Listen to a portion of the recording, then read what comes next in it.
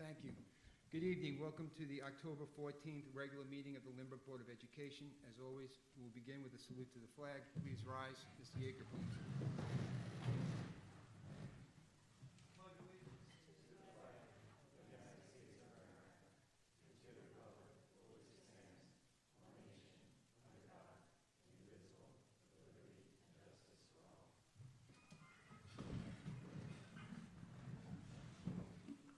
Roll call, Terry, everyone's here. May I have a motion to accept the minutes of the September 9th, 2020 monthly meeting? Mrs. Marcus, second. Mr. Leshy, all in favor? May I have a motion to accept the minutes of the October 7th work session? Mrs. Danino, second. Mr. Yeager. Oh, no, Mr. Danino wasn't here. Mr. Yeager, second. Mr. Pileski, all in favor? I'm going to abstain. Two abstentions on Mrs. Danino and Mr. Paskoff. Presentations, Dr. Burek. We do like to begin with some positive news. So I would like to share our NYSMA, our annual all-state participants for the New York State School Music Association. And this selection process this year, obviously because of COVID, due to the pandemic, it was very different. How they handled it is the current seniors who performed an all-state solo at the Spring 2019 NYSMA Festival and who was selected last year as the All-State Ensemble, they were actually accepted again. So they got a two for one for their participation last year. And in addition to those who we had recognized last year, we have two juniors who also received high scores at the 2019 festival as sophomores, who now are eligible, and they have been recommended and they have qualified to join in the 2020 ensembles as well. So congratulations to the following students. Now these are students who we recognized last year: Camilla Barry, Emily Bergen, John Felhetter, and Ricky Rizzo. And then in addition, this year we have Joshua Christian and Alicia Villadiego. So congratulations to all of those students for representing Lynbrook, and obviously that conference this year is going to be held virtually. And then the next item, October, is historically a Board of Education Appreciation Month. So this year we had, we usually have students come and do a presentation for the board, but what we have this year is the middle school family and consumer science classes. They bake goods for you because we know food is the way to a board member's heart. So we have one of the schools made apple tarts, muffins, bread, and the other school made pumpkin chocolate chip cookies for you. And they wrote a nice little recipe for success. It's hard to do. So on behalf of everyone in the Lynbrook schools, and we thank the middle school students for baking very nicely for the board. Thank you for all of you, especially during these very difficult times. And that's the presentation. Thank you, Dr. Burke. Mr. Paskoff, correspondence to the board. Okay, we received a bunch of emails this month.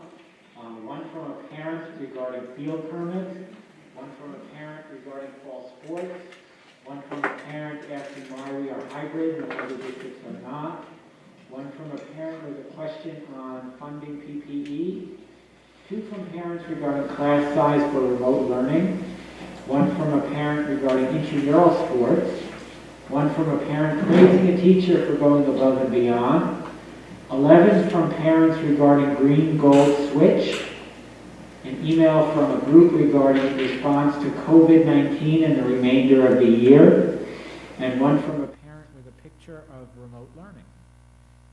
We received a letter from a law firm regarding a class action suit against vaping manufacturers, and we received a thank you note from a business owner for allowing use of the logo. Thank you, Mr. Paskoff.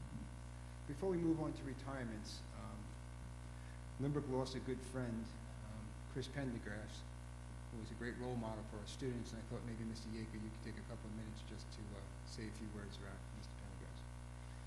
Yeah, thanks.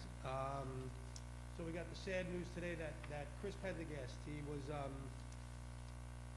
the founder of the ALS Ride for Life. We brought him into Lynbrook. Boy, I think this would have been year 5 or this would have been year 6. You know, he was a friend of mine. I got involved with him probably about 14 years ago. And it's sad that he succumbed to ALS 28 years later, which is pretty much a miracle in and of itself. ALS patients are usually given 2 years to live. And he set up this Ride for Life where he would ride his wheelchair from Riverhead to Manhattan. And he did it over the course of 2 weeks. And as the years went on, he would gather up support from schools, and that's where he got his energy from the kids. And so it was a really great thing that he got to be here in Lynbrook, that we got him here. I think the kids got quite a bit out of it. And he had his 4 things. He had his mantra, his 4 things. They would never give up, never lose hope, always remain optimistic, and be willing to defy the odds. And I just thought he was like a special guy, and I'm sad for the world that he's gone. Someone texted me today when they heard about him. They said, you know, inspirational human beings are so few and far between that it's just sad that he's gone, and it's so true. I mean, certainly the toughest guy I've ever met by far, and you know, I'm sad that he's gone, but I am happy that the Lynbrook community got to, you know, be inspired by him for these years, and you know, we're thinking of him. So thanks, Bill. Thank you, Mr. Newton. We have 4 retirement resolutions this evening. I'll read one, and then some other board members will read the others. You know what, Mr. Pasco, do you want to read yours first? Sure. All right. So I'm reading my mother's, who's 91 years old, and we forced her to retire this year. She didn't want to, but she did. We listened to her kids for a change. Whereas Mrs. Bryna Paskoff, monitor in the Lynbrook Union Free School District, has announced her intention to retire effective September 2nd, 2020, after 22 years of service to the principals, staff, students, and parents of the Lynbrook School District. She's been in the district longer than I have, although I was a student before. But whereas Mrs. Paskoff began her career at Lynbrook as a typist clerk substitute in 1998, and a monitor substitute in 2003, she became a full-time monitor in March of 2007 at South Middle School. And whereas the safety of our students has always been at the top of her list, Mrs. Paskoff is a hardworking, dedicated staff member who is always willing to help in any way. She knows each student by name, and they rely on her to safeguard their belongings and their lunches. She has a wealth of information and offers suggestions to improve the workings of the building, and she continues to do that to this day with me. Whereas the Board of Education thanks Mrs. Paskoff for her commitment to Lynbrook schools and wishes her a happy and healthy retirement. Now therefore be it resolved that the Board of Education hereby accepts the resignation of Mrs. Bryna Paskoff for purposes of retirement.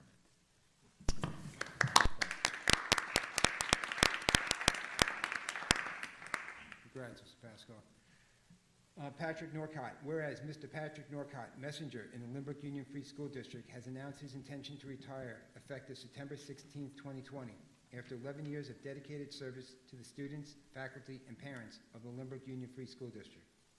Whereas Mr. Patrick Norcott graciously served the district with a smile upon his face, entering each office in the district, willing to assist anyone in need. His commitment was unwavering.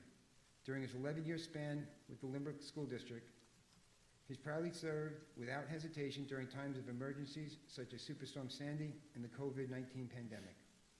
Whereas Mr. Patrick Norcott was always willing to go above and beyond when called to handle any of the many facilities messenger emergencies that were thrust upon him, many times 5 minutes prior to the end of his shift.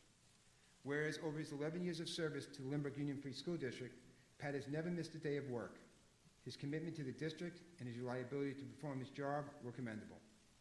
Whereas the Board of Education thanks Mr. Patrick Norcott for his service to the Lynbrook schools and wishes him a happy and healthy retirement with his wife Carol, his sons Patty and Billy, and his 4 grandchildren.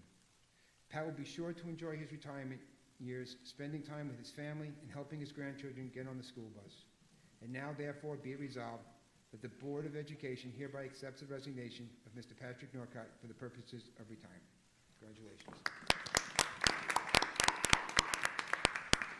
Before we move on to the next one, can you confirm the volume is being streamed?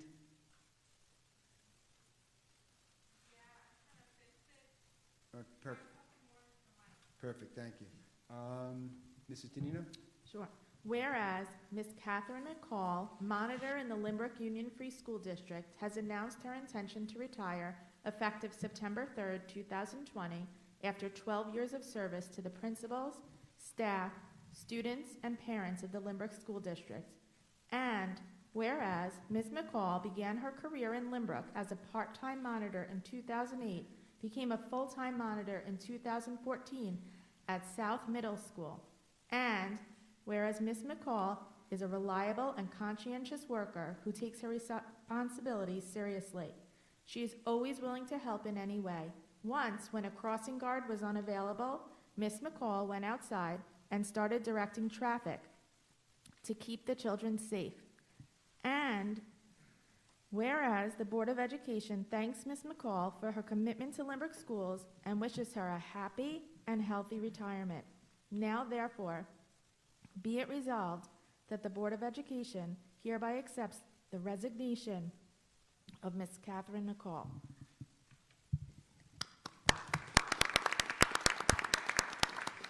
Mrs. Marcus? Whereas Mrs. Loretta Ratner, a computer aide in the Lynbrook Union Free School District, retired effective September 1st, 2020, after 11 years of dedicated service to the students and faculty of West End Elementary. And whereas initially hired as a part-time school monitor in December of 1997, Mrs. Ratner demonstrated an excellent work ethic and keen interest in technology and became the West End computer aide in December of 2006. And whereas Mrs. Ratner spent her entire career at West End working with retired librarian Mrs. Camille Duran, and then with West End's current librarian, Mrs. Heather LaBarbera, assisting with book shelving and keeping the library organized.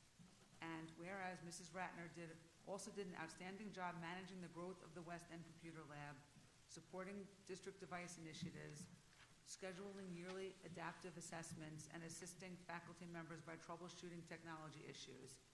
And whereas the Board of Education thanks West End superstar Mrs. Ratner for all she has given to the staff and students of West End and wishes her a happy and healthy retirement. And now, therefore, be it resolved that the Board of Education hereby accepts the resignation of Mrs. Loretta Ratner for the purposes of retirement. Congratulations. Thank you, Mrs. Marcus. While we sadly lose some to retirement, we are lucky enough to gain some others. I want to announce some new teachers we have. Part-time CSC, CPSC chairperson, Patricia Schwetz. Part-time psychologist at Marion Street, Amanda Irizarry. Remote teacher, Stacy Langer. David Dubin is a long-term substitute English teacher at the high school. Elizabeth Glazer is a long-term substitute English teacher at North Middle School. And Noel Santos is a long-term substitute guidance counselor at the high school. Welcome. Moving on to reports from trustees. When you do speak, if you can speak closer to the mic, although it's resounding in here and we could hear it, it may not be being passed along remotely as well. Mr. Pileski, if you can begin with the Audit Committee, please. Okay. The Audit Committee had a virtual committee meeting on September 29th. The audit went through very well. All the financials for the fiscal year, year ended 6/30/20 was looked at. There were no current recommendations on improving accounting practices. There were 2 recommendations last year. One was already implemented, and the other was in the process of being implemented. Lynbrook also was presented with the Certificate of Achievement for Excellence in Financial Reporting by the Government Finance Officers and Association and the Association of School Business Officials International. Those are prestigious certificates that are not given to many districts, so nice job right there. You only get certificates like that if you're going above and beyond the normal financial supplements, and that is apparently what we're doing, in this district. We're doing a very good job to ensure complete transparency with the district resources. Dr. Lynch and his staff has done an excellent job. Congratulations. Now, one thing I'd like to add, though, I do know the district was over the allowable 4% statutory fund balance limit. Dr. Lynch, could you speak to that, please? Sure. It's a requirement that we disclose this both to the board and to the community. So what happened due to 2 extraordinary things that happened in the last fiscal year, one being that health insurance. So we traditionally budget, about 10% for the health increase. When we start a year, we don't know what the health increase is going to be mid-year. So generally, it's a big amount. This year, it was less than 2%, which gave us a large bit of fund balance. Then in addition to that, with the lack of transportation that was occurring because of COVID-19, we came in about $600,000 over the statutory limit. The one thing that we did have to submit to the state, and it was submitted today, is a plan to make sure that by the end of this year, we will not be in that case. And with the expenses that are coming up through COVID-19, we are going to be, just some of the ones, a couple of significant things.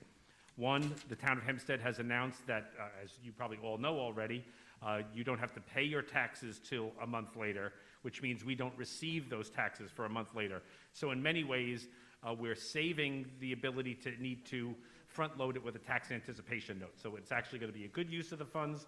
And then in addition, we do still have the possibility of a cut of state aid.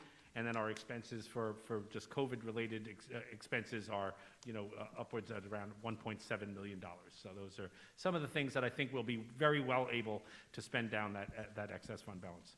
And I want to thank the members of the committee for being a great discussion. Yeah, that seems like a very sound financial decision. Nice job again with the financials this year. And it's also an opportunity, Dr. Lynch, and correct me if I'm wrong, that there's nothing that would stop the state if we don't begin to, as a state, generate more revenue. There could be more cuts as we go out through the school year. We spent all summer and last spring talking about the need for money, asking our state legislators to help us with money. But if the economy doesn't pick up, there's no reason we wouldn't potentially anticipate we might face more cuts during the year. Exactly. So we have potential problems both on the expense side of the ledger and the revenue side of the ledger. And the revenue one is scary because that really doesn't happen all that often. So that is something that we are in good shape. That doesn't even mean that we'll be at the 4% by the end of the year. We may even be less than that. Thank you, Dr. Lynch. Anything else from the trustees? One of the things I want to mention is there's a lot of conversations, a lot of complaints come to us as a school district and our administration regarding two particular issues in our community right now. One is the increased number of, I guess really gangs is the right word, gangs of bicyclists, of young students driving around on the streets in large numbers, causing problems with traffic. In addition to that, we've had, for years, have had issues with teenagers at night roaming around, and that's always been an issue. Waverly Park, in particular, this past weekend was really a horrific sight with a number of glass bottles and alcohol and broken cans that were on the ground that took place there. So I met with the commanding officer of the 4th Precinct. Her instructions were clear. Anytime you see any of that, you should be calling 911. So a lot of times people are hesitant to call 911 because they think it has to be the most horrific of crimes. It does not. Your quality of life matters. The quality of our town matters. So if you see 30 bicyclists driving down the road, getting in people's ways, that's worthy of 911. If you're trying to sleep at night and there's kids out there breaking bottles or being loud, that is worthy of calling 911. So they encouraged us, and I encourage you in the community, if you see those situations, if you're becoming victim to those situations, to utilize that resource that's available. Nothing else from the board. On reports from trustees. Moving on to old business.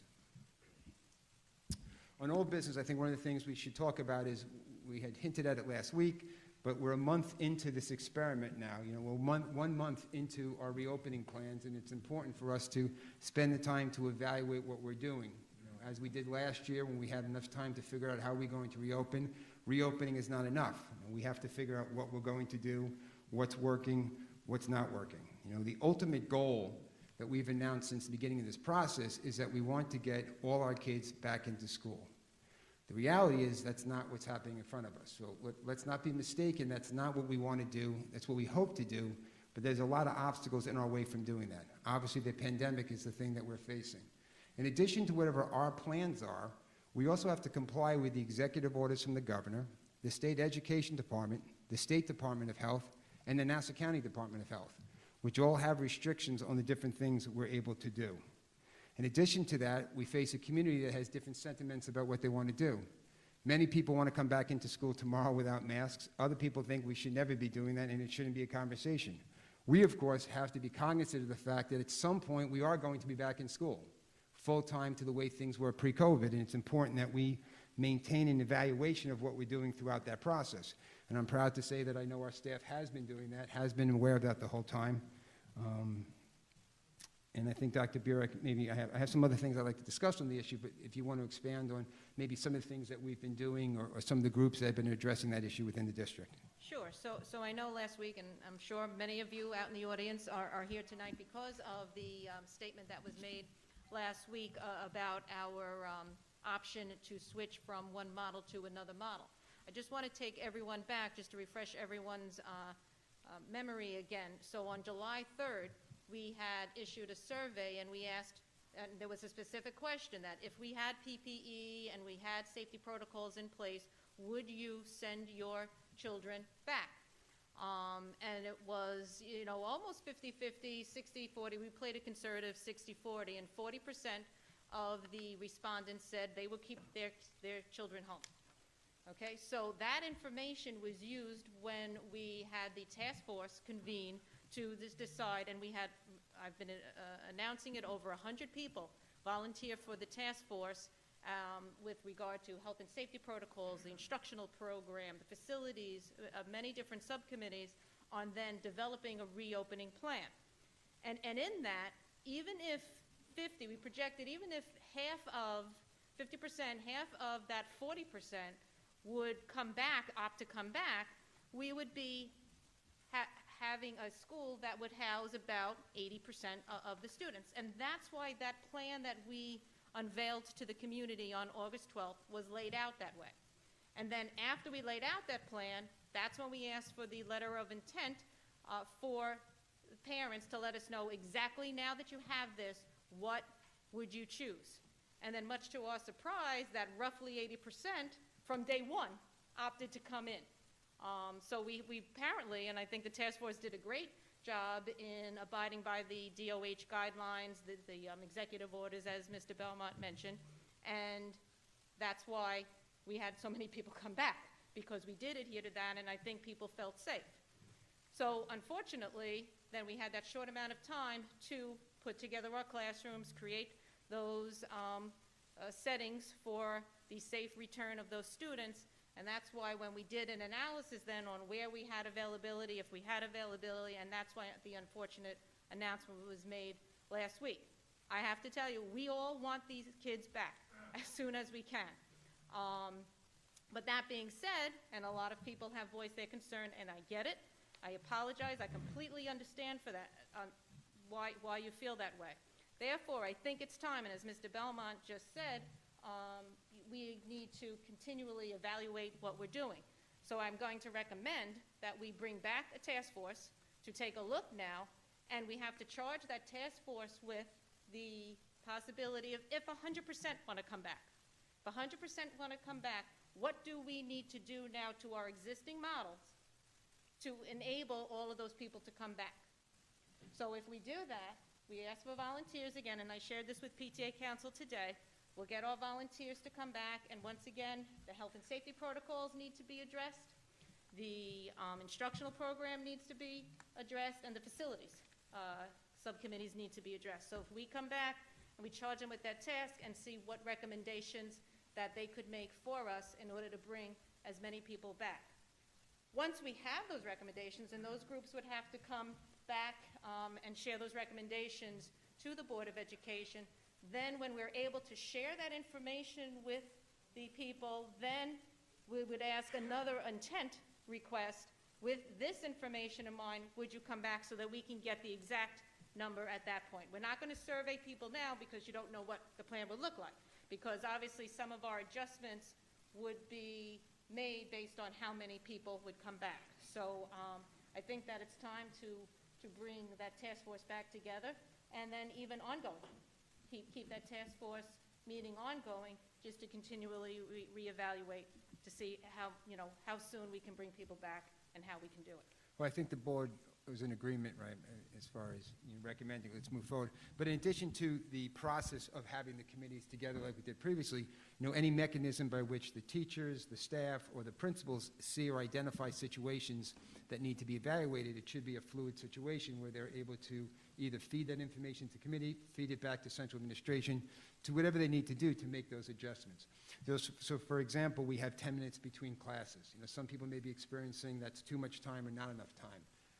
When we're at the elementary schools during their mask breaks or during free play, the ability for us to adjust after 4 weeks, is this the right way to do it? Can they get more free time? Can there be more free play? What rules are put in place? Can there be more interactive amongst themselves?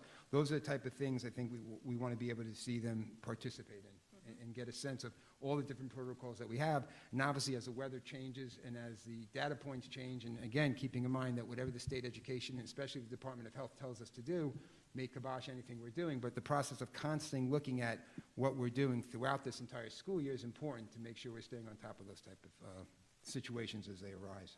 Absolutely, and when you mention all of those things, that's why it's so important for the task force to come back together and have all of the stakeholders representing the staff, representing parents, students and the administrators, nurses, custodians, everyone who's involved in this whole reopening and the whole keeping the district moving forward. It's very important that they all have a say because everyone is impacted. There are people who are very concerned about their home life and who they could possibly be bringing COVID home to, so we have to take all of that into consideration. I also just want to share some information that I did share with the PTA when we had our meeting today. I know there's a lot of comparison that this district's bringing everyone back. It's really not the whole story, what you're hearing about what other districts may or may not be doing. And there's some information that's very important. For example, the building that we're in right now is a 100-year-old building this year, so 1920 to 2020. A lot of our classrooms are grandfathered with small class sizes. So we have the smallest room we have here in the high school is 508 square feet. And the largest room we have is 802 square feet. And we only have one room, one classroom that's large. So another district who, I've been hearing is bringing back everybody, and they're really not, we're not so far off from what that district, the percentage of the overall population is bringing back. We're not so far off right now with what we've already offered. But that district actually has, the lowest class size they have is 694 square feet. Now that's a huge difference, 694 to 508. Because if you bring in the guidelines that the Department of Health set forth as far as social distancing, they can actually fit 7 more students in a classroom than we can. And that's a big difference of what they can offer in comparison to what we can offer. So I just want you to know that when the task force did put together this was not, an off-the-cuff plan of how people really studied all of the rooms and the square footage and really juggled what we could support. So we've really done the best that we could, but now if we have to think a little bit more out of the box to see how we can bring more people back, then that I think is the job for the committee again to do. And keeping in mind, though, the end goal is to get back to a point, at some point, where we have everyone back in school, and we don't have masks, and we can be to where we were pre-COVID. Hopefully that's the case, and we will have a plan that's addressing that. And the problem is that many people think that there's certain benchmarks that have to take place for that to happen. The most important one of those benchmarks is the governor's office and the state education department, who has made it very clear that they have no intentions in the foreseeable future as seeing that as an option. And while that's their position, we'll have it as part of our game plan. That's part of our playbook, so we should get to that point so we can transition back to that. But let's be clear about the fact that that's what their position is, and one, we're not going to go rogue. The other thing is you point out what other school districts are doing. The position of this district has always been the safety of our students and our staff, and the buy-in from our teachers and our staff is very important. We're able to move forward with the plans we have because they've agreed to that. And any plans we have going forward, we need their buy-in also. So it's not just simply the idea of getting as much as we get in. There's a lot of stakeholders involved in that process, and we need their buy-in for any adjustments we make as we go through this process. Now, I bring everyone's attention back to last year when we got scrutinized, not scrutinized, but we faced a lot of flack from parents that were upset we didn't allow 1,000 people into the gym for class night. And we held firm to that situation, and in hindsight, that was one we received a lot of credit for because of many people we did not put at risk because we were willing to make those hard decisions. So this is not an easy process. But I think at the very least, we can make sure we're staying on top of everything we're doing to try to do as much as we can for the best interest of our students. And I think the other thing to point out is, we've been very fortunate so far, and we've only had 2 cases in one building, which was good. And the fact that the building did not have to shut down is because of the safety protocols we put in place. Because just so everyone understands what happens, when we get notified that either a staff member or a student has COVID, we have to get on the phone with the Department of Health right away. We go through a litany of questions back and forth, and they ask us all of our safety protocols. What did we put in place? How much distance did you have in between? And I will say, even for this particular case that we had in the high school, they said, well, you know what, side-by-side distance really wasn't what we wanted to be, but the fact that you had the barriers and you require the masks, you know, you're probably good enough for that, and therefore you don't have to close. Our safety protocols was the main difference of why we did not have to close Lynbrook High School in comparison to now. Just so you know, every single day I'm getting emails because we share them with each other. Three districts closed buildings today. And it's because they probably do not have, you know, and I can't speak for everyone, but they probably don't have the safety protocols put in place that we have. So we'll see more and more schools shutting down as the uptick, and it is, the number of cases is ticking up. So, you know, all of that has to be taken into consideration, too. And it's not really just the schools. I mean, a lot of credit has to go to the Lynbrook community for doing such a good job. And I know there are parents that are very strict about who has access to the home, how many times the kids can hang out, playing, letting them be in the backyard, doing stuff in the garage and so forth. The concern has to be now, though, as the weather begins to get colder and outside is no longer an option, how many people will stick to those rules? You know, how many kids will start to congregate? Will we see them walking down the streets in groups of 30 or 40? How many of them are going to end up in somebody's basement and passing on that virus? So only time will tell, but again, hopefully we'll have, you know, the plans in place so we can address those type of issues. You know, sports has not been changed. We have that update from the state, so three of us will have a very busy season after January comes. There's a lot of speculation as to how we're going to do those indoor sports come January, but that hasn't changed. The graduation plans from last year, we were able to take place. The governor's nice enough to loosen that. You know, those who, you know, have concerns about the end of the year, should things stay the way they were, we were restricted in doing things here because of the governor's executive orders. We were lucky enough to have the town of Hempstead allow us to do the same thing we would have done here over at their facilities. So there's a lot of different issues like that that are coming up that are looking forward. Dr. Bitt, what's the story with some of our clubs? Are we having any? So clubs are will be meeting virtually. No doubt, I am aware that in some clubs the executive board is meeting in person, and then the remainder of the members are meeting virtually. But we are able to offer clubs. If they haven't started already, they should be starting very soon. Right. And that's elementary through high school. Can I, with the task force... Mr. Pasco, just a little bit louder into the mic. Okay. I know some issues with community. With the task... Am I on? You're on. With the task force reconvening, is there a time frame? Because it would be great, the sooner the better, because November's right around the corner. And so as long as the board is okay with that, tomorrow I will reach out to the heads of the stakeholder groups, and we will start to get the members, and we will have an initial meeting as soon as possible. I guess also, I assume the board would be in agreement and it would be at your directive, but if your principals are coming back to you and there's things you need to do immediately to make adjustments for what we're going through, obviously the board is in support of what you need operationally to do what needs to be done. Thank you. Bill, if, Mr. Belmont, if we need to, along those lines, if the board needs an additional meeting to sort of keep on a quick time frame, should we approve that now so we can get that on the calendar? Well, as those who know what we did last year, we met, and it was a big part of our protocols that we were meeting every week in the throngs of what was going on because we needed on that basis. I believe we set up our work sessions on our calendar for this whole year. There's on the calendar. But as we did last year, if we need to meet on a more quicker basis, if the administration gets back to us as we did last year and says things are fluid and they're changing, we can meet at any time we need to. And I think we proved that last year. This board met more than any other board did in the state, and I compared it with the state. We were meeting every week during the height of COVID to address those type of issues. And we've done it before, and we'll do it again if it's necessary. Just for my clarification, I'm in the elementary schools, do we still have separate rooms for science, art, or are those push-ins? So the specials are being pushed in. All push-ins? Because those other classrooms are being used. So the rooms are being Yes. utilized already? Okay. Yes.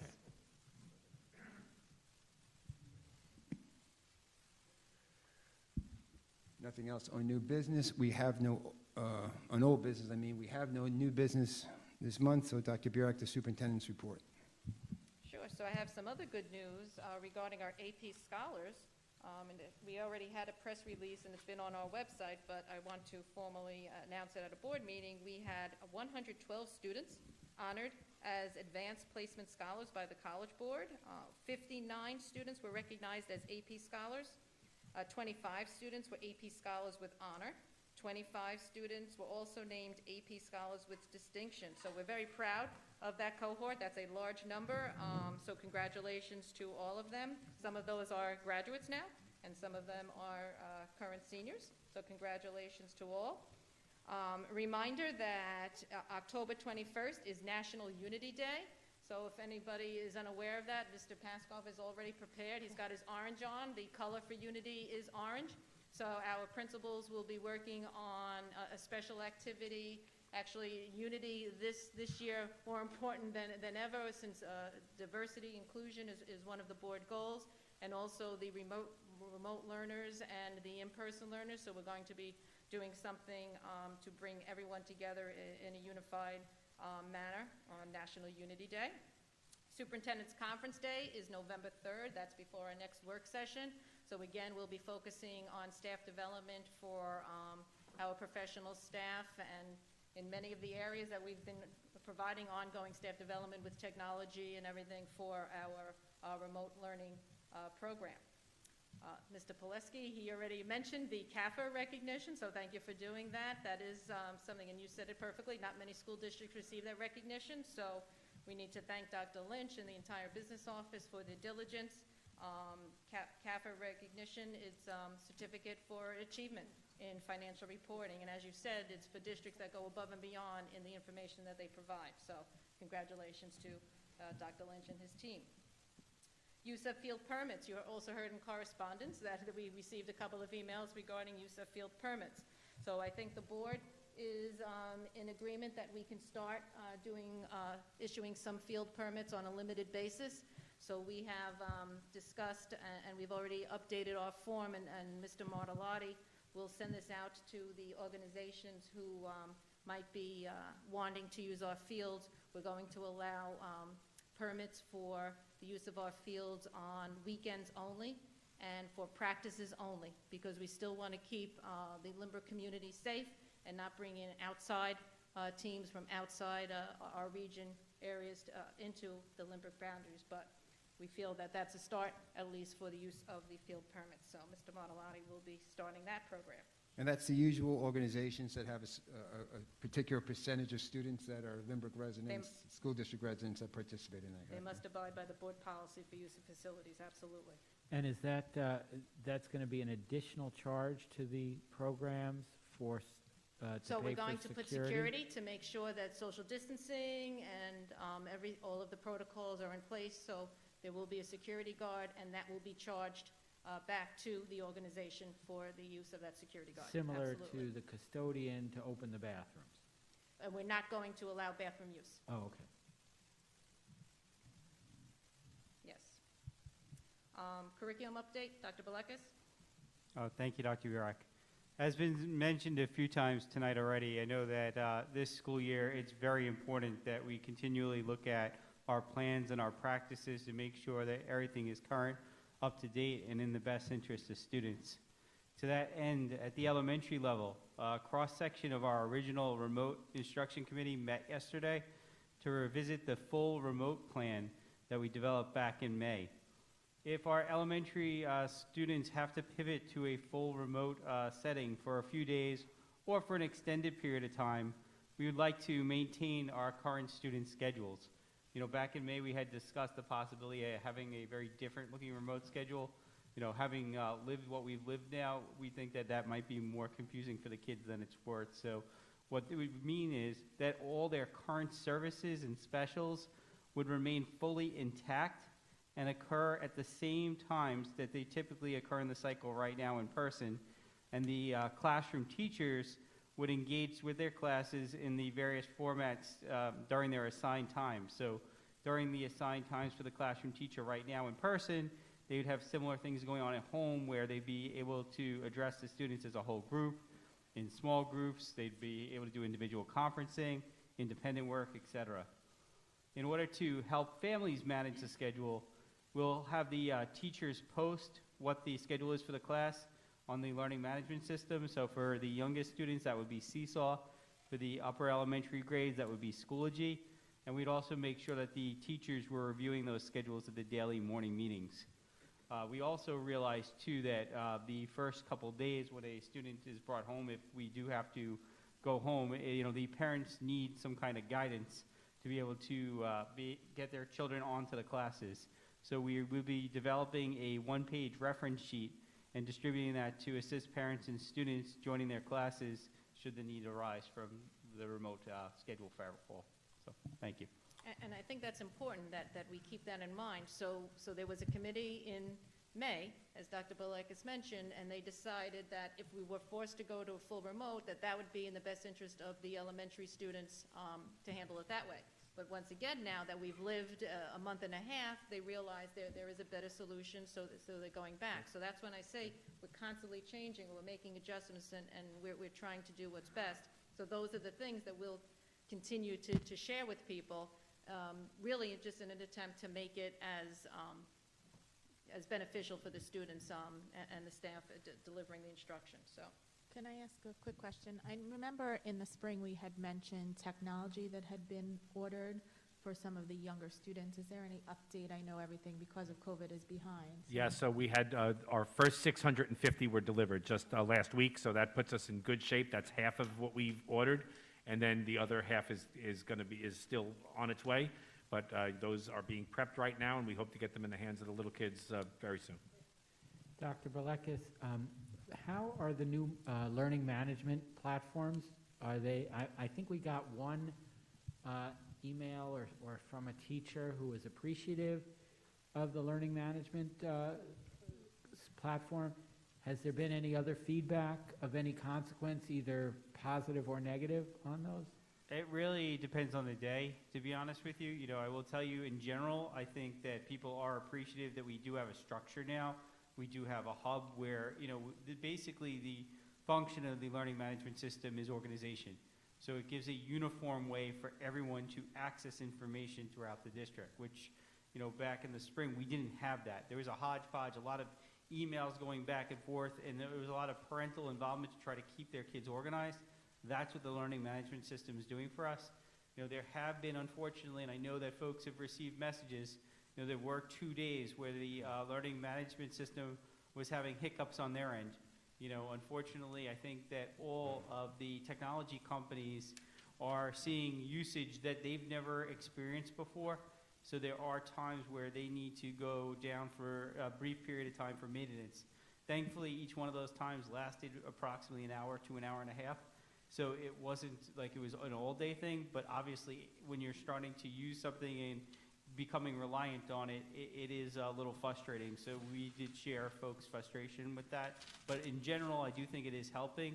And I'm also seeing people venturing to new parts of the program, which is always good. When we first started, back in September, we showed everyone the basics that they needed to get going. And, since then, everybody's been trying to customize their experiences based on, what they've been able to learn. I will say the one nice thing about the program is that they do give you a lot of good tutorial videos. And also, too, I guess the world, I'll say, revolves around YouTube to some extent, too, because people have been able to find information on, well, I want to try to do this in the system. And they're able to look at that and figure it out. And then the nice thing about working in Lynbrook, so I figured out how to do something in my classroom. I turned to my colleague Maureen and say, oh, look, this is what I was able to do with the system. So we are, cross-pollinating a lot of ideas, and things are going to continue to grow throughout the year. But, as an early implementation, I think we've been very happy. And I know that Mr. McDermott gave a presentation last time about some of those features. And, there are a lot of great possibilities. And I think this is something, too, and this was important to the committee that selected this, that we can use in the long run. This doesn't have to be something that just helps us, make it through a pandemic. It's something that can actually be used in our teaching and learning moving forward from this moment, Thank you. Dr. Vallekis, is there a point person at each building for parents or students that might have difficulty with the learning management system? There are people that are serving as resources, again, depending on what the issues are. You know, I know that there are computer aides, I believe is the title, Dr. Lynch, in each of the buildings that have kind of sort of been the first line of defense. And if it's something that they can't handle, they will, you know, move it along to the next person, depending on what the issues are. You know, I have to say that our technology staff has been really working hard, and they're always moving. You know, and it's really, you know, a credit to them that they've been able to get everything up and going so quickly. And now, in the middle of all that, are prepping new devices to try to get these out to our K-2 students who haven't had devices before. You know, we have many more technological parts moving now than ever, and our staff really has risen to that occasion. So, kudos to them. I wanted to jump in with the Schoology. As a parent who has 3 children using it, I was able to log on the computer and view all of my children at one time and click so easily. And for back to school night, especially in the high school, it was so easy to click on the links, and it was just really easy to navigate, and I really liked it from what I looked at, and it's so easy for me to check just, you know, that my children are getting everything done. And I also wanted to mention before, just from report, I didn't say, but the back-to-school night in all the 3 buildings that I went to really ran so smoothly, and it was really great to see, and much easier to attend 2 children in the high school's back-to-school night than running floor to floor to be in both classrooms. Easy to set up 2 laptops. We heard that. Dr. Bug, you know, 3 or 4 weeks into the process, how are you seeing the parity between the remote learners to the in-school learning and the level of the education they're getting through that process? You know, I think that really it's a learning curve for everybody on how to do things, but I do think the kids are learning the same curriculum. I think they're having the same learning opportunities. It is different, though, and I think each one of the kids are coming up with their own systems.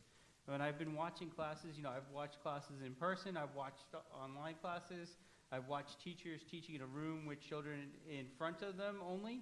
I've watched teachers teaching in rooms where they've had kids in front of them and on their screen. I've watched classes where teachers have been at home working with kids in a classroom and kids on a screen. And all these different models have a slightly different feel to them, but each one of them has their own benefits. And I will say, and I know that this is something that I was pleasantly surprised by, I was watching a teacher working with students all remotely, and it was one of the best English lessons I've ever seen. Why? Because throughout the lesson, the kids were receiving all types of feedback. The teacher was shooting private messages to kids in the chat. How did I know that? Because a couple of them accidentally said thank you to the whole group instead of just the teacher, and you saw their face light up, which you know that the teacher was giving them some kind of real meaningful feedback on their work. Exemplars were able to be brought up on the screen very quickly for people to discuss and to generate ideas one off of the other. And it didn't matter if the kid was at home contributing or if the kid was in the building contributing. They all got to be part of that same discussion. So I do think that, you know, we are cross-pollinating a lot of ideas, which is, you know, a very good first, you know, month kind of outcome. And Dr. Vallekis, on the elementary level, the remote teachers and the in-person teachers, they're all collaborating and sharing on a grade level so that they're all in step with the curriculum, correct? Yes, we do have grade level meetings, and those grade level meetings do keep us all on the same page. And one of the good things is that, you know, we have built up resources over the years for the curricular pieces. Now we're able to take those resources that we built on the curriculum side and put some of the technology behind it. So as we do that, again, that idea of sharing, you know, if I could migrate some of the math lessons, my partner, Dr. Berman, might be migrating some of our English lessons, and we can put those together. And by the way, in the other building over here, you know, Mrs. Hanson and Mrs. Marcus are working on the science and the social studies.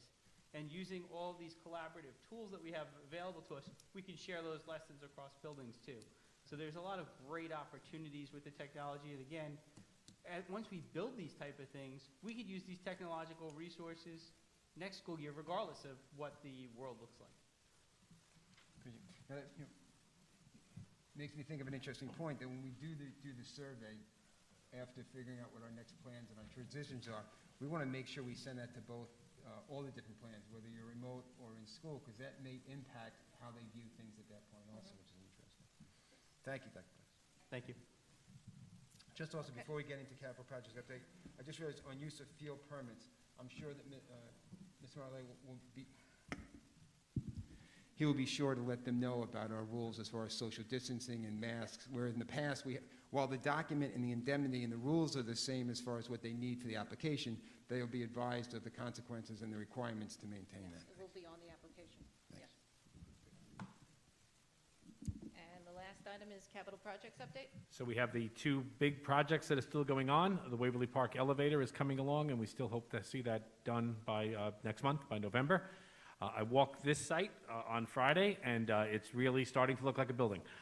It's really interesting. You can actually walk hallways now, and you can see rooms now, and there's steel up now. So that's proceeding along, and we're kind of hoping that the masons will be here soon, and it'll really start to get enclosed. But, we're moving that along, so it's moving nicely. And that's my report. Thank you. Dr. Lynch, as you mentioned earlier, we had a conversation last meeting.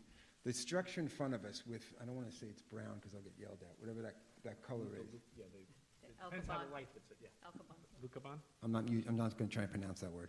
That actual part of the structure, is that the final version of it? That That nice is, color? that's the exterior, yeah, that's the, which, Mr. Pascoff, that's made of a sheet of like high-end aluminum is what it is, the Lucabon. And we put that over the existing building because those are going to be the panels on the addition, so On to the tie in sides. the whole building together. That's Right. all. No, it's funny, from one angle, I thought the structure went way into the field, but when you get closer to the field, you realize we do have a great deal of field space I left. promised you that 4 years ago, you just No, didn't believe me. I wasn't sure when I looked at it, but it is looking nice now. All right, that concludes our portion of the meeting. At this time, we're going to move to public comment. For public comment, those at home can send their emails as previously done. For those that want to address the board, please come to the microphone, identify yourself, and indicate whether you live in or out of district. Terry, are we using this microphone right here? Right there. Okay, perfect.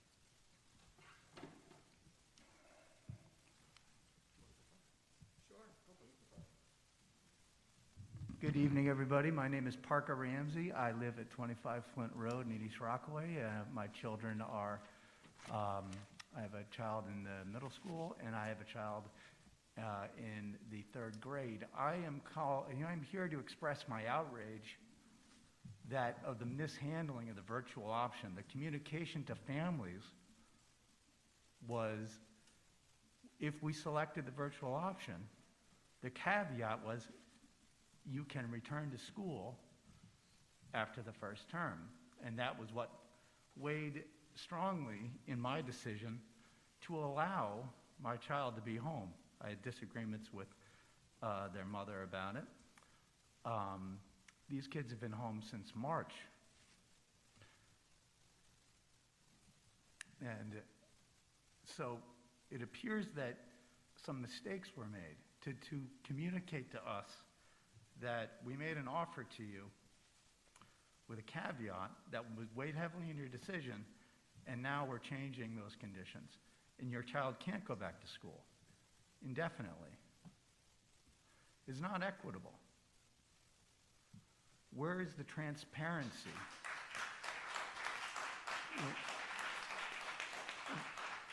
Room by room, building by building, grade by grade, from K through 5, each individual room. What are the measurements?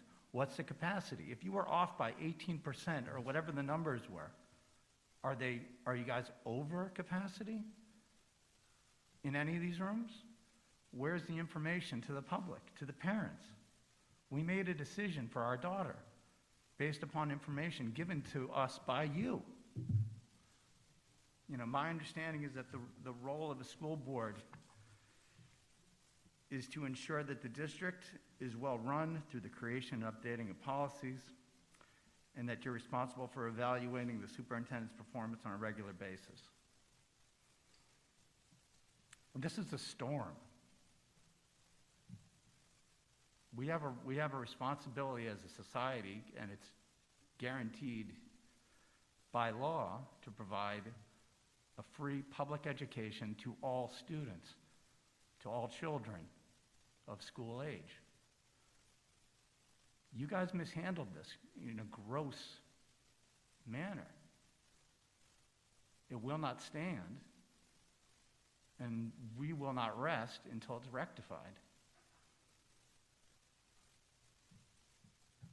My biggest responsibility is to my child. And I told my child, okay, your mother and father have decided to keep you home based upon, I didn't say it in this way because she's 8, based upon what we've been told by people that we trust. And now are we supposed to go back to them and say, you can't go back? Who lied to who? Who messed this up? I recognize that mistakes are made. I recognize this is a crazy, crazy time. But we respond to challenges. As soon as those measurements came in and you realized that the projections were not what you anticipated, what was the communication to the families? Because at that point, if you had had enough information, you could have pursued many other options, such as a hybrid model for the elementary schools. If you wanted to be in compliance with whatever the state has directed of you. But my understanding is that you are able to create, based upon those conditions, your own plan. And your plan was not executed competently, because in October, we received a message saying you can't go back to school. We're sorry. That's not adequate. It's not adequate for the children of this district. It's not adequate for my daughter, who is tickled pink that she's going to, under the impression that she's returning to school.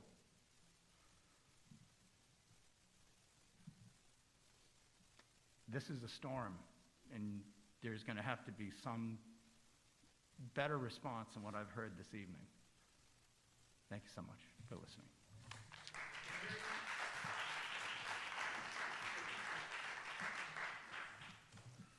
Hi, good evening. My name is Andrew Lunar. I have children in Waverly Park Elementary and Lynbrook Middle School South.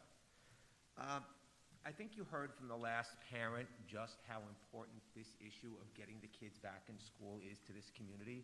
When he spoke, every single person in the room applauded and applauded loudly. Let me underscore for the board how important this issue is. On Friday, I sent the board a letter.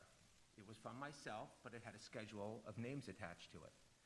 120 district families signed on to my letter. When word spread in the community that a letter had gone to the board demanding that the board reconsider its position and come up with a valuable, comprehensive, data-driven plan to get the kids back, not just in school, but to something more approaching normalcy, I received 50 more emails Friday night. We have between 200 and 250 families that now support what we're asking for, which is that the board reverse the position it announced last week and actually come up with a plan, which really it should have been doing all along, to get the kids back to school full time. Now, so I came here today with pages and pages and pages of prepared marks, prepared to criticize the board for not doing exactly that. And instead, what I want to do is thank the board, because it seems like you guys read my letter, you guys hear what I and 200 plus other families are saying, and it seems like you're willing to reverse the prior position of not having a plan to get the kids back, and you're doing exactly what we're asking for, which is to get the kids back and come up with a plan. That said, in coming up with this plan, we have to look at the science behind this disease. We can't be science blind.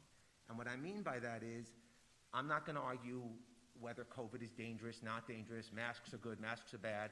That's for a different committee, a different room, and a different day. What I mean is, we need to look at the state of COVID in our community. We have to realize that it's not March and April. There are not 2,000 New Yorkers a day dying. It's not even May when 1,000 New Yorkers a day were dying. Currently, Long Island has under a 1.1% positivity rate, under a 1.1%. That is amongst the lowest in the world for a community. The New York Newsday ran an article about our community on a different topic, but noted that currently there is less than one positive case per day in Lynbrook being discovered. COVID in our community is currently as low as it could possibly be. Dr. Burek mentioned that there were 2 high school students that had COVID. First of all, those are the only 2 students in our entire community that have had COVID. And I should point out that they're brother and sister, so it's one household that has COVID, or their siblings. So really, COVID as it currently exists is at as low as a point as it's ever going to be in our community. We have to realize COVID is not going to go away. We can't wait until this disease magically disappears or a vaccine is put out that is administered to the whole community to bring kids back. That cannot be the goal. We have to move quickly, we have to be data-driven, and we have to get the kids back as quickly as the local conditions allow, meaning the local positivity rate and the number of cases in our community, teachers and students. We've seen in the news there's a spike in cases in certain communities in Brooklyn and Queens and Orange County and even the 5 towns. That's not Lynbrook. Those communities cannot be the reason we don't send our kids back to school and give our kids the opportunity for a real in-person education. And again, it seems like from the comments that the board made, the board recognizes that. So what I'd like to do is to urge the board to move quickly, to not let weeks and weeks and weeks pass, because very quickly the calendar year is going to come to an end and half a year will be gone. We need to move quickly, we need to be decisive, but we also need to be fluid in our approach. We need to reassess whatever plan we come up with, if not on a weekly basis, on a bi-weekly basis. We can't have one plan and then wait 2 months before we reassess that plan like we did in the beginning with this plan.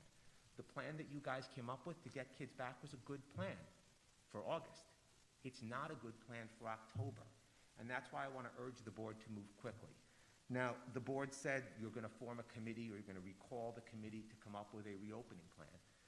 I sent the letter on behalf of 120 families. There's now 250 families that support my letter.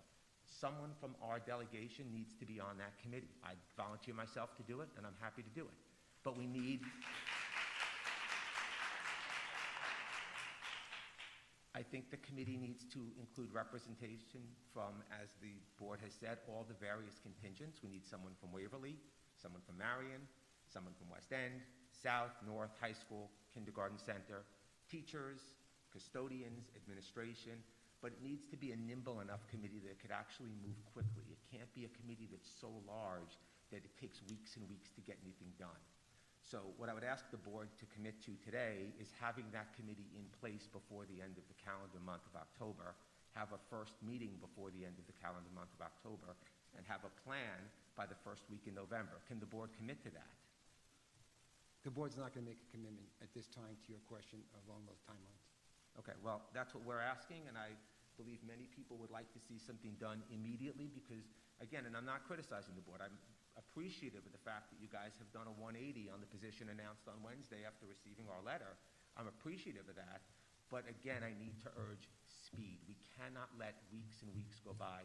I have a child that's doing hybrid. The days in school are great. The days that he's home, the teachers are doing incredible work. It's impossible to teach middle schoolers remotely. It's just not as good. I appreciate the comments on the curriculum about fantastic experiences. It is not a replacement for in-school learning. The kids are not learning as much at home as they are in school. So I'll close by just thanking the board for pivoting and for being so responsive to the concerns that we've all expressed, and to urge the board to just act with expediency and speed and get our kids back in school.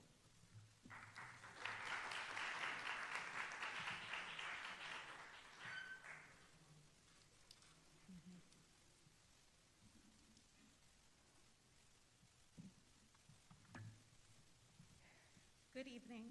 My name is Mrs. Christina Rotino. I'm a resident of Lynbrook. I've been a resident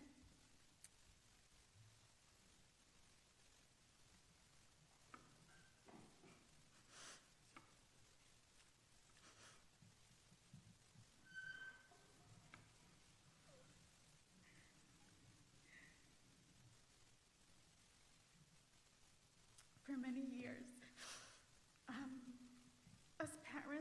relied on the information given to us to make an informed decision for our families. As long as the schools remain open, all students should be treated equally and allowed equal opportunities. If the current plan doesn't allow for all students to attend school, then as you said, the plan needs to change. We all pay school taxes, and we relied on the district to be transparent and not discriminate against which children can and which children cannot attend school. Furthermore, we were told the classrooms are not socially distanced, and that's why they cannot eat lunch in the classrooms, because the desks are not 6 feet apart.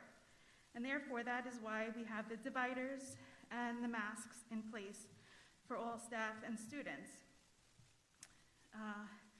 That is why I don't understand why 2 to 3 more children cannot be put into the existing classrooms. If last year the students fit into the classrooms, why can't we put them back in with masks and the dividers that we are doing already?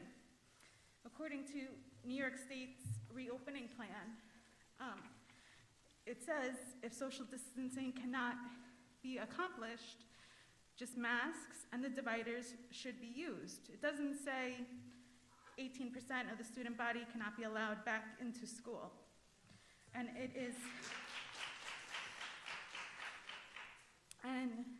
that decision should be made by the parents and not the school district of who should come and who should not be allowed back in school. Could you imagine if I did that to my patients and said, you cannot see your cardiologist, sorry, you have to do it remotely?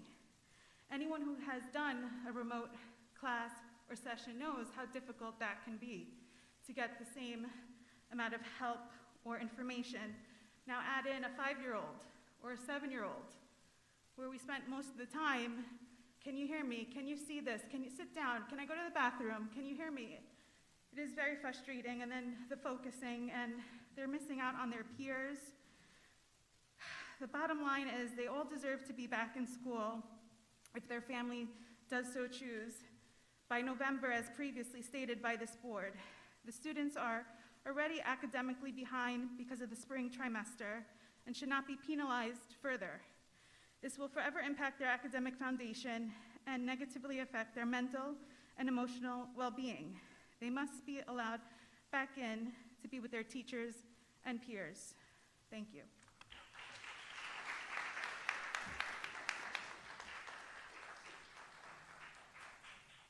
As the next person comes up, I just want to reply to a couple of things. One, Ms. Luna, while we can't, we're not going to give you a timeline, the point is understand that we understand the sense of urgency. To this last young lady, I'm sorry I didn't catch your last name. Currently, we're aware of what the needs are, and not specifics as you're saying, 2 or 3 kids. It's a much more complicated algorithm, and it's being looked into. We understand there's a lot of things we're trying to look at. Stuff like the recess breaks and other opportunities to get as much of the education to kids as we can. But we were confirmed today by the State Education Department, and more importantly, by the Nassau County Department of Health, that told us masks and partitions do not change their rules, and they control what we do.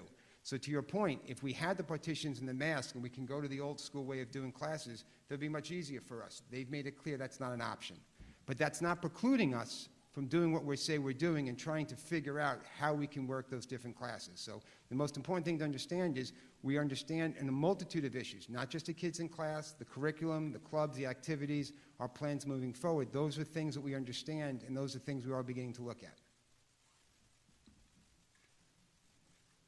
If you were being ignored or we didn't agree or we didn't think it was true, the board would say to you those aren't viable options. We understand that. We're trying to see what we can do with it.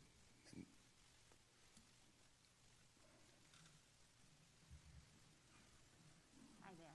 Ivy Riley. Ivy Riley, resident.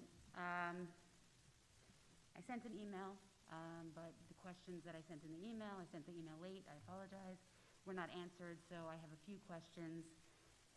First, I want to thank you for getting the kids back in school. That's the #1 priority, along with safety, and I do appreciate the efforts made and the extensive cleaning crew and the addition to the staff, because you see there's a whole lot more cleaners that have been in there in each of the schools because there's a lot more cleaning to do every day. So that did not go unnoticed. I understand the lack of physical space, but is there a specific minimum amount of space between desks? I know that you said that we do not have 6 feet distance between the students. Is there a minimum on any side? I know it's 6 feet on all sides to not have to wear a mask. And I know that the regulations say that they have to have the mask and the 6 feet for school. But is there a minimum? Because I'm just trying to figure out how many kids can fit in a space safely before we max out in any particular classroom. Is there But a formula? the issue with that is, and I see what you're asking, and that's what we're going to look at, and it's quite tedious, because the question is not just bringing one kid back, because you have, for example, here's what we hear a lot from parents during this process.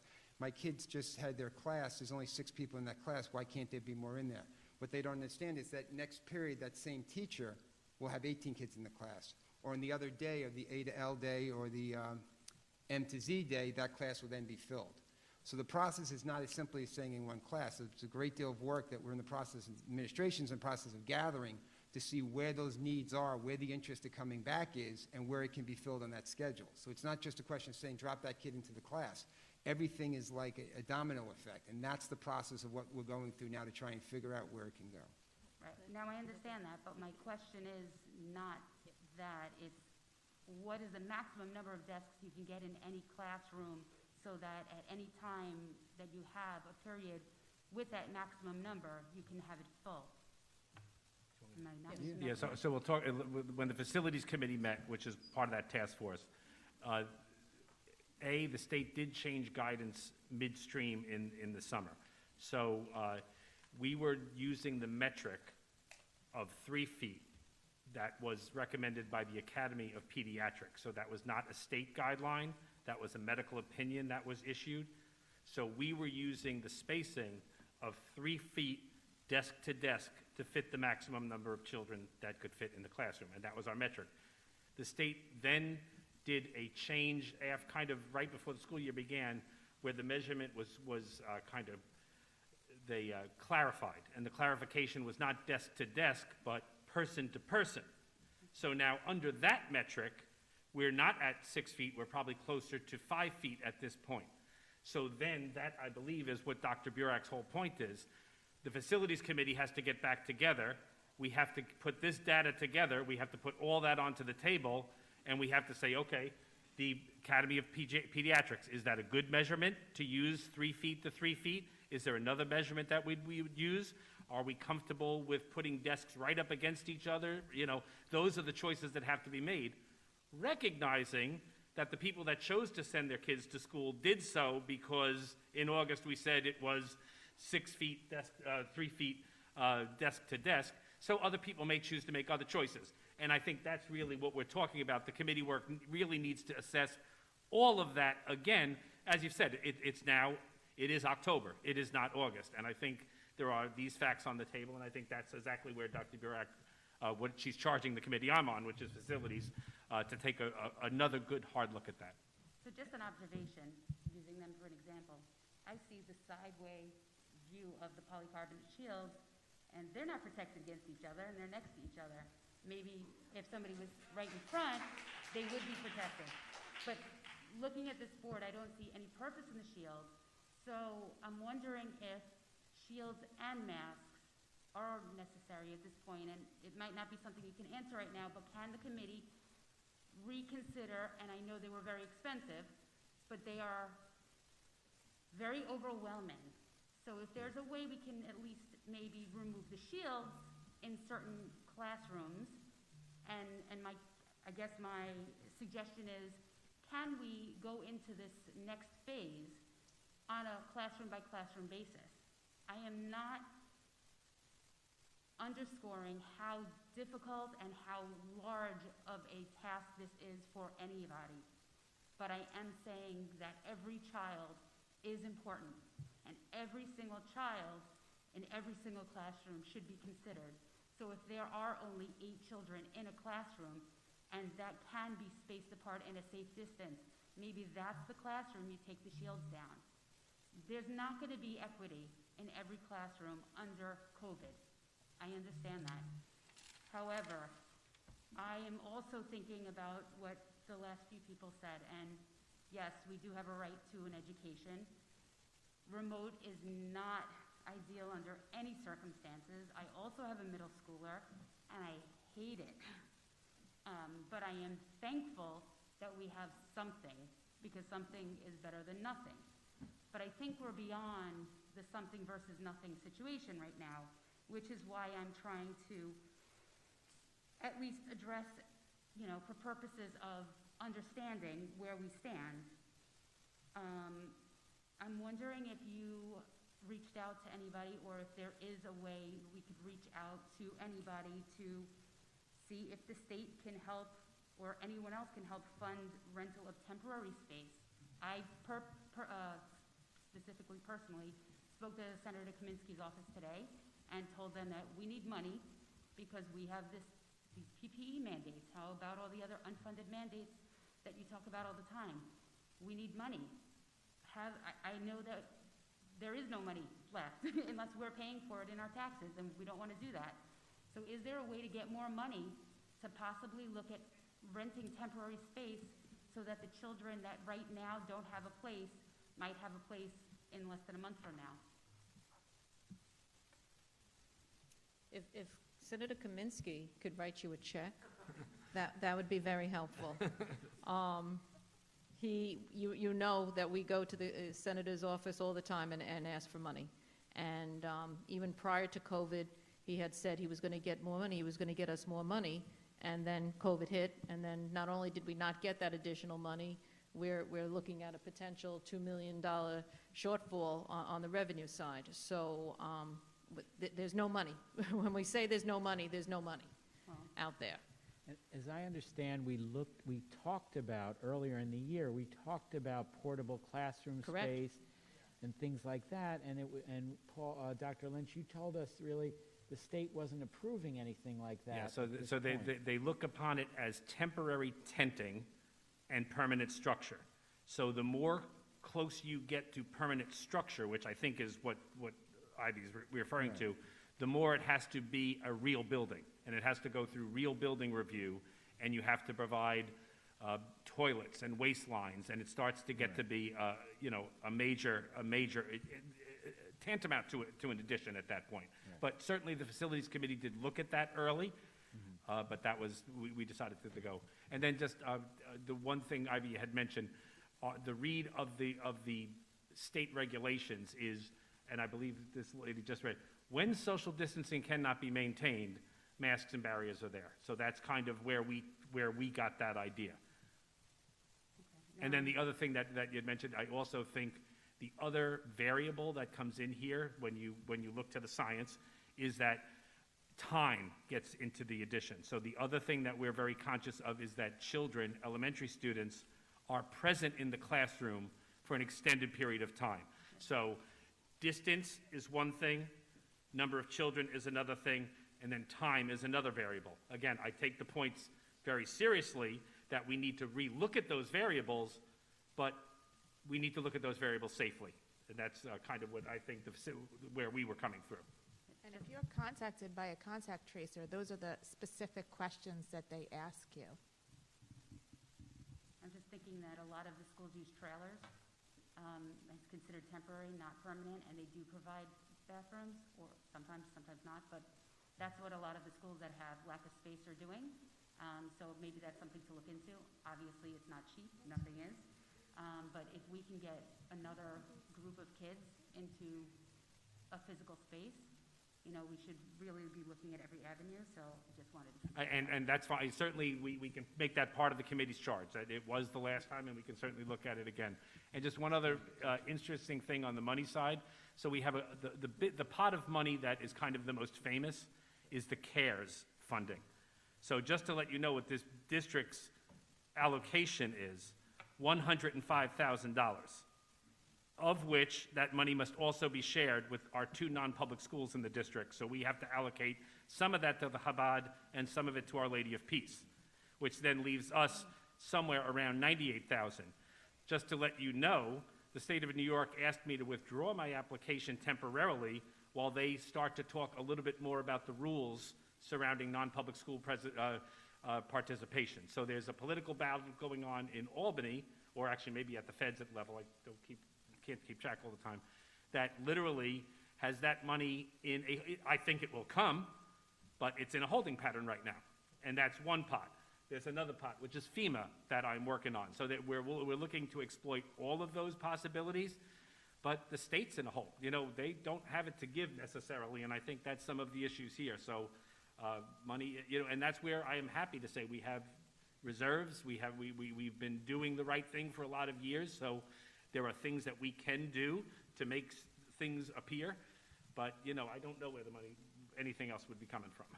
Just a follow-up to that, is there any room in either of the private schools that if we wanted to give an option, some of the kids could possibly go there? Not saying it's a good option, just saying, is there a physical space there, do you know? Yeah, I think they're pretty much doing their own, they got kids in, they're having their own, you know, thought. I mean, I've talked to them on the cares, but not about use of space. I don't think there's a lot there, let's put it that way. Yeah, I just think even if there's 3 or 4 spots and they're available and you can get 3 or 4 more kids in a physical classroom that want to be, I think we should be checking every avenue. I also had another thought about, have we thought about other types of hybrid, such as, and this goes back to the question that you can't answer at the moment about the physical spacing, but if there are classes that do only have 14 kids in that class, and there's classes that have 30, so you cannot bring 30 kids into a classroom that can only fit 25 legally, have you thought about using other spaces in the school on a remote day so that kids can go to some of their classes remotely in, say, in the gym where they have a lot of space? And yes, that would mean that you'd have to have lunch somewhere else in a classroom outside, but have you thought about that the children could go back, you know, partly remotely and partly in class? I'm just thinking of my own child who has half of his classes in a day have less than 8 children in them, and they could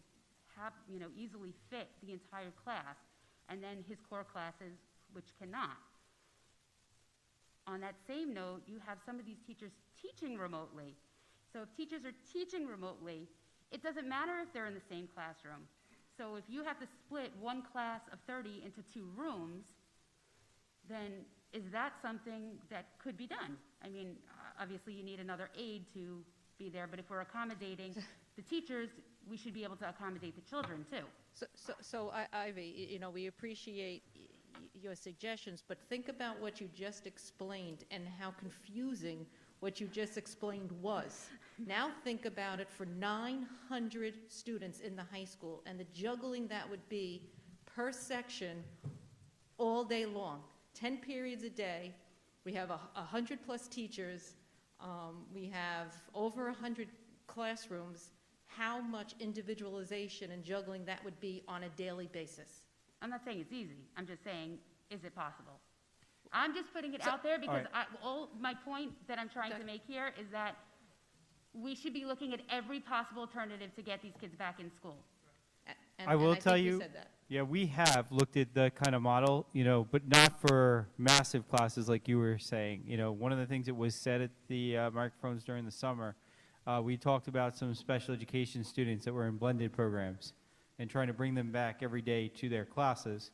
These small classes, like you said, those are easy. You know, we can fit the entire small class in a room because our rooms are sizable for that. But when they're in inclusion classes in other periods, you know, given the hybrid model, some days the A to L or the M to Z might be larger than the other, and they may not fit. So we were talking about the possibility of having them remote in from a space in our building. But when it's a handful of kids, that's one thing. You know, that's something that, you know, you can schedule and figure out. When you're talking about the whole building, you know, there's only a limited number of spaces. So one of the things, just so people understand, there's going to be a domino effect to the committees that we're talking about. Before we can really sit down and talk about what the curriculum and instructional models are going to look like, The facilities committee is going to go through the whole process again. I know the gentleman in the front who spoke before had mentioned it. We need to go back and look at square footage. We need to hear from the facilities committee, well, given these new parameters, this is what we're working with, here's the amount of desks we can fit in this room. So one of the things that did happen the last time when we started developing the instructional model, we received information from the facilities committee of here's what your available spaces are in each building, here's the room capacities given the constraints that we're using. We're going to have to go through that process again. So there is that whole, thing that needs to happen before even the curriculum instruction happens. The facilities need to be figured out. So is what you're saying that you're willing to go class by class and student by student to see that, or? Well, that's how let me put it scheduling works. differently. Scheduling always works class by class, student by student. So right now we do have, and this is the difference, I guess, between the summertime and now, we have students in classes. I can't now move, a student and say, look, I can't fit you in your AP Italian class anymore that you've been in all year long. I need to figure out a space where that AP Italian section will fit. Let's look at what the facilities committee gave us. Okay, we could move this class. It's not going to fit where it is right now, but if I move it 3 doors down, now it fits. And I will tell you, there are so many things like that. This is like one of the biggest puzzles when it comes to scheduling. And I have to give the principals a lot of credit on this one, that they juggle the pieces. I know that's something that somebody had said before about when your first group of kids came in, how did you make them fit in the spaces? Some of these sections didn't fit in their, typical spaces. We had to readjust the building, to match the amount of kids to a space that fits that amount of kids. So some of our classes right now, if you went into our buildings last year and you were walking around, you would say, oh, these were traditionally 5th grade rooms, or these were traditionally 1st grade rooms. Some of those sections may have flipped, actually, this year, based on the responses that we received and how many children we needed to fit in those spaces. So all these things, one thing is contingent upon the next. No, And I think all of these questions, though, this is why we need to have the task force. Let them work on this and answer these questions and explore all of these options. Right, I think This is really not for the board or us Okay. to decide an answer for you now, because it really has to go through the process. Right, I'm just, what I'm trying to resolve in my head is the 18% that can't come back based on a blanket statement that was put out last week. Are you saying now that you will look at the individual spaces and see if some of these kids can get back? I think that's all anybody wants to know. I think that's what we said. Okay, it wasn't clear to me. The other question I have, and then I'll go, I'm sorry, I'm taking too long, is about the LMS. The curriculum meeting the other day, it appears that some of the teachers haven't really been learning the LMS and haven't been teaching their students. I'm worried that if there's another shutdown, that not everybody will be prepared to go remotely. And I just wanted to see if anything has changed since our last update on that. Yeah, I will tell you that, throughout the year, more and more people have introduced the LMS. So at the secondary level, pretty much everybody has been working with it. And when I say secondary, it's pretty much, at this point, 3 through 12. So 3 through 12, the system we have right now is called Schoology. They have been using it because the 3rd through 5th grade right now, they have older devices that are in the classrooms, so they're able to get their hands on the devices. So that was the group when we met, a few weeks ago, that was just getting their feet wet. They've been using them in the classrooms. The 6th through 12th graders have devices that are, take-home devices, so they do have that ability to use the system at all points in time. So they are pretty well versed. It's the K-2 group that we've only been able to demonstrate for.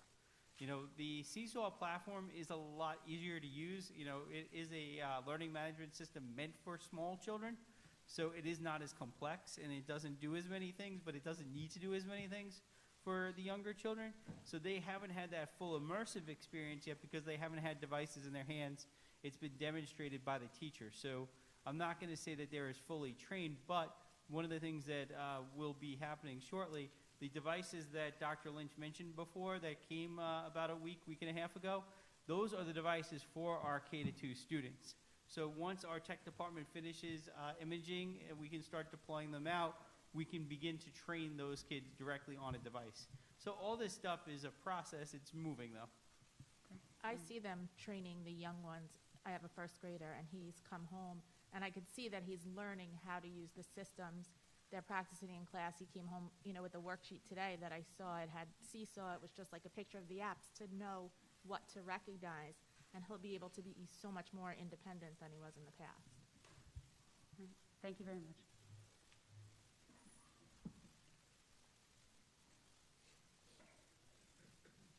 Hi, my name is Dr. Dina Weiss. My son is in the 9th grade here at Lynbrook High School. I am a classroom teacher, actually, in a local school district. I'm also an adjunct college professor at Queens College. The last time I actually stood before the board, I appealed to you regarding curriculum, regarding having a more sociocultural approach to curriculum, the Columbia Teacher College workshop model, and I was really happy to see that there was some evolution with that process at the elementary and even the middle school level. So I applaud you for that. Keeping in mind with the sociocultural approach and keeping it child-centered, something actually I haven't heard tonight at all was a mention of our children and their mental health. As of July 1st, there's a mandate that we have mental health education in our schools. On this committee, I did not hear the mention of a school social worker, someone that is actually going to be speaking about the impact of our present delivery model on our children. I have a high schooler at home that I can visibly see is struggling emotionally and socially every other day, already on top of being a teenager. He's upset he can't play football, and we're really hopeful that the spring is going to work out for him in terms of that. But I would like for you to be thinking of not only room size and the different ways that it can be done, but really thinking about the children, because that has not been mentioned here. How we can make this child-centered and make sure that perhaps even that we amplify the voice of our children in the district and maybe have a child or children representative on this task force as well. For example, you have a student council. Why not use a student council in that regard? That would be remarkable. That would be something that you see on North Shore school districts that go above and beyond to amplify the voice of their students. Okay, just so we understand, there were several children on the original task force that were involved. Also, too, there was a whole subcommittee of social workers, psychologists, and guidance counselors that were specifically targeting all of our children's social emotional needs as well. So I just don't want you to think like none of these things were taken into account. Well, all these things were taken into account throughout the process. I appreciate that, Dr. Valekas. I just hope that that's something that is continually considered, especially now that it's been put in place, and what might not have been foreseen is now actually occurring, and parents are able to see it in their homes as well. Sure. Dr. Weiss, did you fill out the survey that we sent out last month? I believe so. I get so many emails and phone calls, I'm sure that I filled something out. So that has been part of our plan, and we sent that out, and our social workers are following up on the parents who did respond to that and who have indicated that they need some additional support. I'm not saying that I need additional support. I don't want you to misunderstand me, Dr. Burek, and I apologize that my voice was raised there.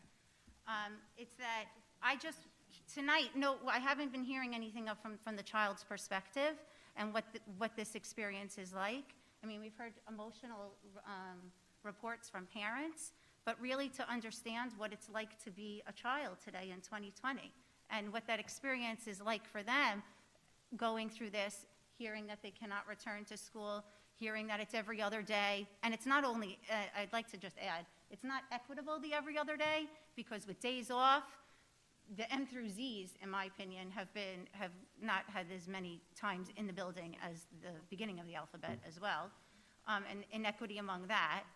There was a mention today about hybrid, and I just want to say, on a side note, which will contradict something I say, I don't believe that the hybrid model as a third option should be something that should be considered. I feel like it would be in all or home or virtual. The hybrid, having one teacher conduct 3 different modes of delivery is excruciating, is a challenge, and won't serve the entire class meaningfully. But I guess I'm getting a little choked up. But I just really would love for there to be a focus on mental health education and making sure that children are involved in this process. Right, in Thank addition you. to what, just because the impression you said at the beginning was, as Dr. Burek had mentioned, students were involved. Our student government is in the process now. Their class representatives are gathering information. And Lori Mitchell from her office actually sent out a survey to the families specifically on the SEL aspects, and we're asking people if they needed help and assistance. And those that responded were being reached out to. Others either provided their names or didn't. So I don't want your comments to give the impression that we're ignoring that issue. The children have always been part of the committee. The social emotional learning is something we've talked about since the spring. Everybody's aware of the fact, whether your kid's fully remote or remotely, it's difficult for all of them. Just the socialization alone, whether you're home, you still have restrictions on what you're doing. So it's clearly something we've been on top of and will continue to stay on top of. So yes, let that engine this, as Mr. Lunar was saying, to move along at a really quick pace, knowing that our children's social emotional health is, for many of them, in the balance here. Thank you very much.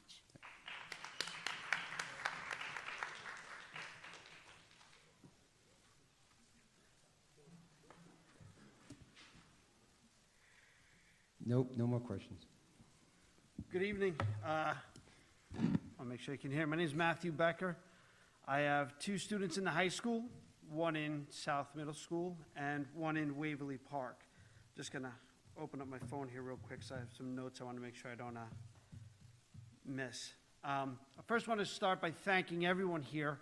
The past 7 months has been a challenge for everyone, students, staff, administration, and especially the board, because you, not only when you're here, but the community has your ear at all times. You're in the supermarket, you're in the deli, and one of us grab you, and it's not what you planned on doing that day, but you give us the time of day anyway. And I want to thank you all for that, because sometimes it's not easy. We're not always the best audience at times, because we have things that we're very passionate about, and we want to express them. I'm here specifically today to speak about our students that need accommodations, specifically students with IEPs. The IEPs are put together over years and years of collaboration with the staff, the administration, the parents, and the student.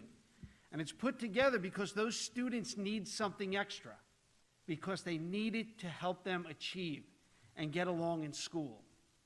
And our students that have IEPs that are in the hybrid model right now are suffering tremendously. That IEP is not being adhered to on the days they are home, because in reality, the days they are home, they are a 2x2 square on the bottom of someone's monitor. And that is completely unacceptable for a parent and a student who has special needs. The accommodations cannot be met. No one here can tell me that a teacher, an educator, can fulfill the IEP remotely. I called South Middle School to express my concerns with this, and I was told it's something the district is discussing. Unacceptable. The students with special accommodation and needs, especially a legal document, an IEP, needs to be fulfilled by the district. Those students need to be in school every day if that's what their parents desire.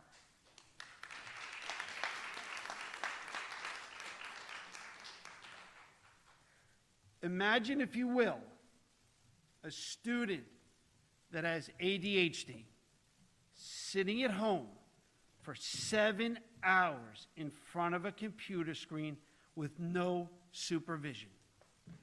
What is the academic experience he is receiving or she is receiving? I can tell you from personal experience, it's almost none. Because they have an IEP that says they need special help, that they can't do it on their own. They need the district, they need the teachers, they need the social workers, they need the psychologists, they need the guidance counselor. Every day. Not every other day, not on Thursdays, every day. And to find out, when I called South, that it's something the district is discussing, when an IEP is a legal document, that this was something they were not prepared for come September, is unacceptable. I don't come to you making demands. I don't come to you saying you must do something, you have to do something, because that's not how things get taken care of. When you leave here tonight and you think about what I've expressed here to you today, no one sitting at that table, elected, volunteered, or salaried, can look at a parent with a student with special needs and say, we're talking about it. We'll get back to you next week. Because you know what? April to June was an academic loss for everyone. It happens. We were not prepared. We couldn't be prepared. But what did we learn from COVID? We must protect and take care of the most vulnerable. Who are the most vulnerable in the Lynbrook School District? It's a number of teachers because they're teaching full-time remotely at home. I appreciate that. I respect that. But the same care and concern must be given to our students with special needs. It must be addressed, and it must be addressed immediately. Because I have a student that is getting ready, prepared for high school next year. And in the current format, he'll go there with about 12 months of middle school education. That is completely unfair to him and unacceptable. And I'm just going to leave you with this final thought, if I could. A student with an IEP, it's more than academics. It's more than behavioral.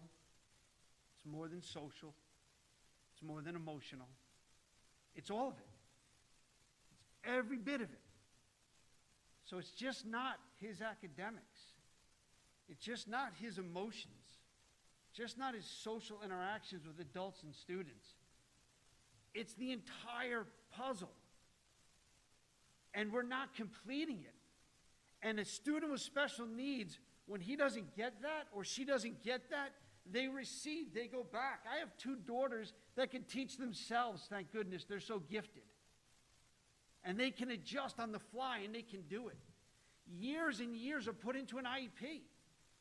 And the district has forgotten that, it appears. Because that student needs these things to happen in this progression these days with the support staff around them. And they said, we're going to do it every other day. We'll do it every other day. It's okay. He'll be okay. No, he won't. And no, he's not. So I'm asking you, please, get those students who have special needs and special accommodations, if their parents want, back into the classroom full-time as soon as possible, because you're doing a real disservice to those students not finding a way. I don't want to hear tomorrow, we thought about it, we couldn't do it. If there's a will, there's a way, and that's why our district is number 1, because we put our students first. Let's not forget who comes first here. It's not you, it's not me, it's not you, Mr. Belmont. I know you don't want to hear that. It's our students. Put the students first, especially those with special needs. Thank you.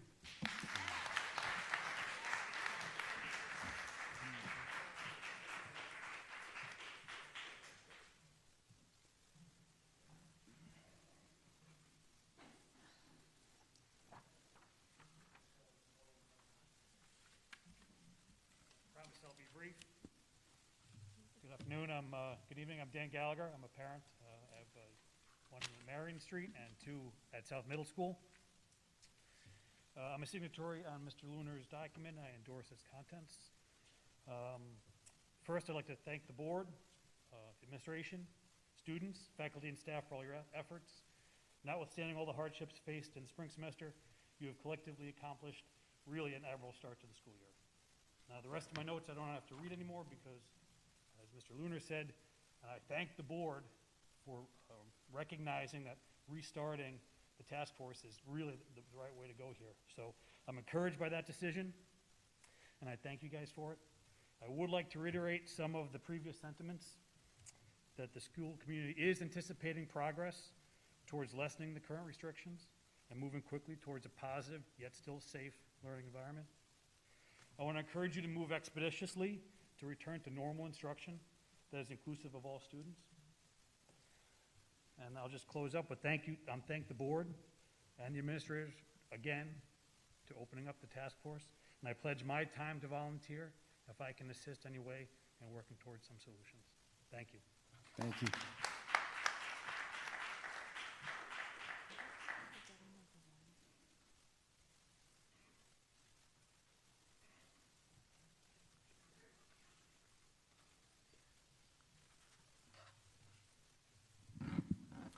Good evening, everyone. I'm Joseph Cohn. My son Luke is in 8th grade at North, and my daughter Vera is in 4th grade, which used to be West End, but now she's at Waverly. With the remote, I'm not really sure where she's at, actually. My wife and I have supported Lynbrook Union Free School District since we moved here 12 years ago. We've always voted yes for the budget, for bond issues, and always voted in support of using technology funds and renovating and building new school infrastructure. Why? Well, my wife and I are both educators and know the value of investing in our students, our teachers, and our faculty. Yet despite the support, my wife and I, and many other families, have had our trust in Lynbrook schools betrayed by your decision to deny equal access to Lynbrook public school education. Perhaps you think betrayal is too strong of a word. Well, consider how you would feel if the professionals that were in charge of your children's education made a decision to exclude your children from access to face-to-face instruction during a work session without parent input and even without conducting a survey to gauge how many parents needed, not wanted, but needed to send their kids back to school. And all of this with only 1 month away from the original promised entry point. Didn't need a task force for that one. You've done a disservice to the students of Lynbrook and their families and have completely abdicated your duties as community leaders and educational professionals. I ask that you follow through on your broken promise, and by the way, your legal obligation to allow our current remote students who wish to do so the opportunity to return back to school during the originally scheduled November entry point. Thank you. Thank you.